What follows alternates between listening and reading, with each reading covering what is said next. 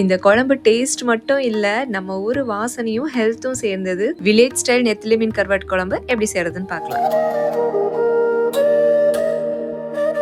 First ஒரு 50 gram அளவுக்கு மொச்சப்பயிரை குக்கர்ல சேர்த்துட்டு மீடியம் ஃப்ளேம்ல கைவிடாம ஒரு 2லிருந்து 3 நிமிஷம் வரைக்கும் பயரை நல்லா வறுத்துருங்க. இந்த ஸ்டேஜ்ல நல்லா 2 கப் அளவுக்கு தண்ணி சேர்த்துட்டு இந்த பயருக்கு தேவையான அளவு உப்பு சேர்த்து ஒரு 3லிருந்து 4 விசில் வரைக்கும் குக் பண்ணி எடுத்துக்கோங்க. கருவாட்டு குழம்போட மெயின் இன்கிரீடியன்ட் நல்லெண்ணெய் தான். நான் எடுத்திருக்கிறது அஞ்சலி கோல்டு பிரஸ் நல்லெண்ணெய் அண்ட் இது completely pure and chemical free. மண் சட்டி நல்லா சூடானதுக்கு அப்புறம் அஞ்சலி நல்லெண்ணெயை தாராளமா சேர்த்துக்கோங்க.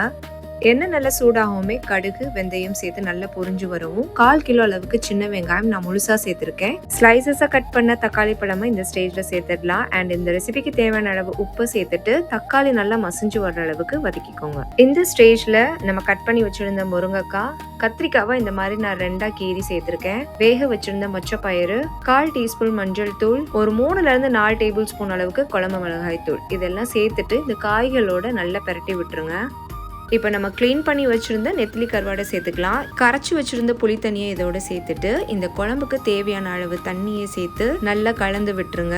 ஃப்ளேமை சிம்ல வச்சுட்டு குழம்பு நல்லா ஒரு 10லிருந்து 15 நிமிஷம் வரைக்கும் கொதிக்க விட்டுருங்க. அந்த நல்லெண்ணெய் எல்லாம் மேலே ஃப்ளோட் ஆக ஆரம்பிக்கும். அந்த கருவாட்டு ஸ்மெல் ரொம்ப சாஃப்டா பிளெண்ட் ஆகி அந்த ஆயிலோட நேச்சுரல் அரோமா வீடு ஃபுல்லா ஸ்ப்ரெட் ஆகும்.